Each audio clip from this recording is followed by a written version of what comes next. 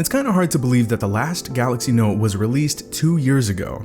I was always a huge Note fan, as I usually preferred larger phones, and I really enjoyed just how unique the phones were thanks to that tiny little stylus. While the Note name has been retired, it's great to see its formula still being utilized in newer phones. So, what is the Galaxy Note 20 Ultra like 2 years later?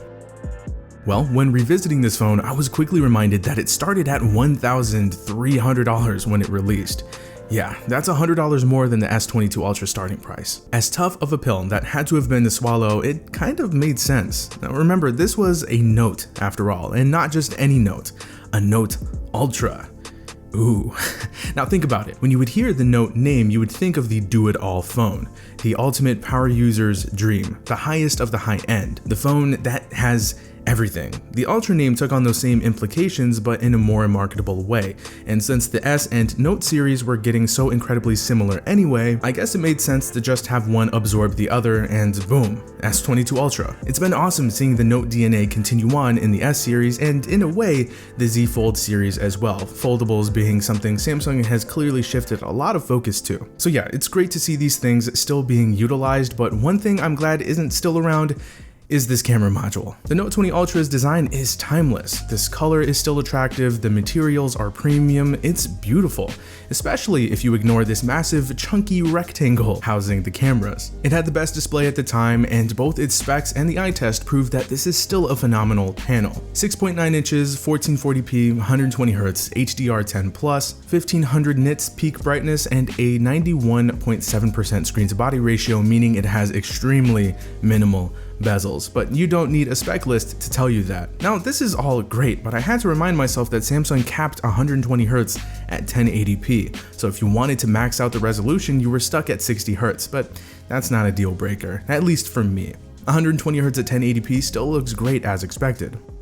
Also as expected, performance holds up very well too. Now this thing continues to fly, and during my revisit, aside from it getting a little warm, which is normal, I didn't notice any standout issues with how it ran. That Snapdragon 865 5G Plus is aging pretty well. With a good GPU and a ton of RAM, this phone is sure to continue performing very well for years to come. Battery has been good too, though I will throw in a little disclaimer. I've used this phone a ton throughout the past 2 years, but I haven't been using this as my main for 2 years straight, so do with that what you will when it comes to the battery. The battery itself is ever so slightly smaller than what the S22 Ultra came packed with, but it's been a big enough battery to last me through a full day, from 7 AM to close to midnight with normal everyday use, and heavier use calling for a plug-in a little earlier in the day on a single charge, and I can average a little over 6 hours of screen on time. It's always nice having wireless and reverse wireless charging, and regular wired charging speeds were decent at 25 watts, which isn't the fastest anymore, but it's not painfully slow, so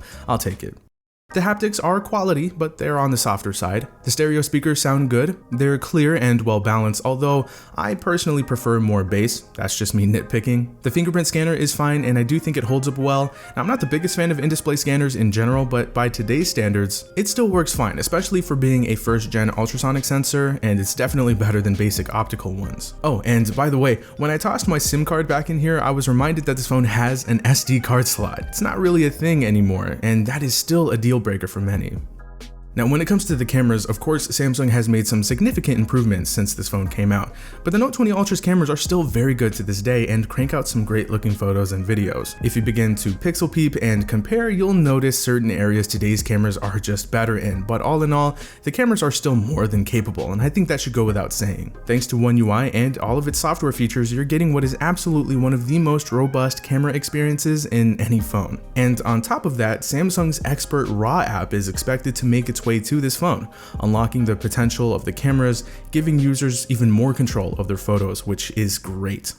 As for the S Pen, you know the deal here. I just love this thing. Now, I may not use it as much as I once did, but I do enjoy having it around. It's what's made the Note all these years. Well, all those years. The functionality is endless, and it can do so many other things more creative people would easily take advantage of. There's a reason why there's still a large group of people that go after it. And as we know, that's just the theme of Samsung phones, a positively overwhelming amount of features, including wireless DeX support, which this phone debuted with. It's a super underrated feature, by the way. Now, I think it goes without saying that a phone that's been out for just 2 years should still perform well and take good pictures and whatnot. I'm not surprised at the results of my revisit, and you shouldn't be either, and it's not like I was expecting otherwise. Now, I mentioned these things, however, to follow them up with the price the phone is currently going for. I've found Note 20 Ultras online for as low as $450 refurbished, and I hate to do this to the Pixel 6a because I really like the 6a, but it's the same price. Now, if you're in the market for a phone and you're not looking to spend $1,000 or close to that, but you still want high-end, flagship level hardware, performance, and features with very few compromises, if any, the Note 20 Ultra is without question worth it, especially if you can find one in the sub $500 range. I even recommended one to my uncle recently who wanted a larger display, he wanted the S Pen and expandable storage, and didn't want to spend a whole lot on a phone, and he loves his Note 20 Ultra. The main thing I would keep in mind is that Samsung only promised 3 years of major Android updates for this one, making Android 13, which this phone will get, the last major one it'll get.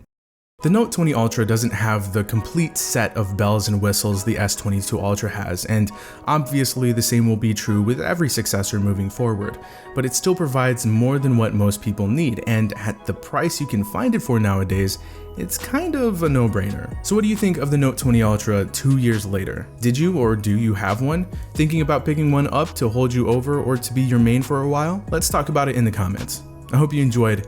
It's been Zach, and thanks for watching.